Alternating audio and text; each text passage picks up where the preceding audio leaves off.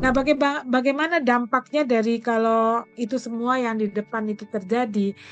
Ya tentu saja kepercayaan publik itu menurun ya, karena konflik yang terus berulang itu tanpa penyelesaian kita masyarakat jadi kehilangan kepercayaan terhadap instansi atau lembaga pelayanan gitu.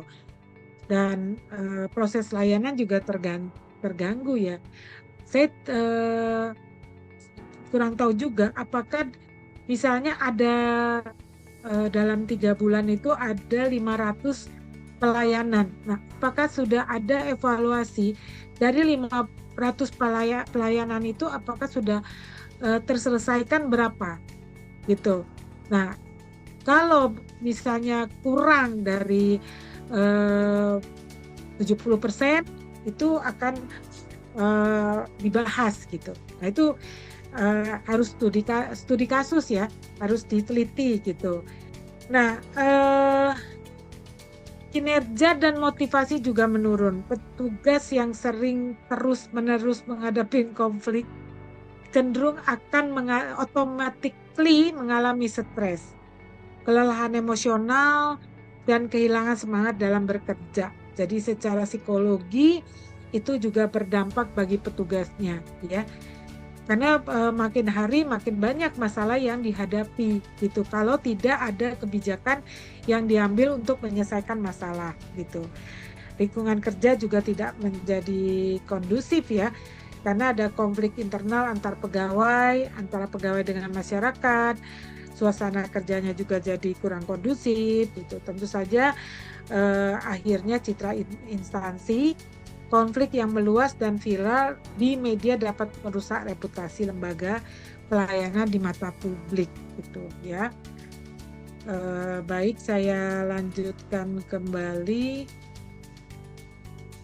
Nah, kita harus sebenarnya mengidentifikasi, ini udah bergerak ya, mengidentifikasi situasi konflik sejak dini. Jadi dulu di kota di DKI itu ada keluhan. Jadi kita ada monitoring keluhan gitu, ada call center. Nah itu bisa juga dievaluasi kalau perlu, kalau ada isu-isu yang membuat masalah besar gitu ya di masyarakat itu perlu ditindaklanjuti gitu. Jadi menganalisa laporan pengaduan masyarakat gitu ya dari kotak saran, media sosial, layanan pengaduan resmi, dan mengidentifikasi pola masyarakat yang selalu berulang. Sebenarnya banyak yang selalu berulang, tapi belum ada solusinya gitu ya. Survei kepuasan masyarakat secara rutin menggunakan survei mengukur persepsi masyarakat terhadap pelayanan, mengidentifikasi area kritis yang berpotensi menimbulkan konflik gitu ya. Terus kemudian analisis data dan tren aduan, melakukan data mining. Nah, ini tadi yang saya sebut itu melakukan data mining dari laporan. Jadi bukan soal selesai saja, tapi bagaimana apakah prosesnya itu sudah memuaskan. Mungkin selesai, tapi prosesnya agak lama. Seperti tadi yang disampaikan oleh teman kita gitu ya, mengenai pengurusan pindah eh, kendaraan BPKP-nya gitu ya. Dan mendeteksi kecenderungan untuk meningkatnya keluhan tertentu pada waktu tertentu di lokasi tertentu gitu. Terus kemudian, nah ini ada namanya sistem whistleblowing. Apa itu? Memberi ruang kepada pegawai atau pihak internal untuk melaporkan potensi konflik atau penyimpangan anonim sebelum menjadi masalah publik. Di beberapa perusahaan itu ada pertemuan misalnya mingguan, bulanan.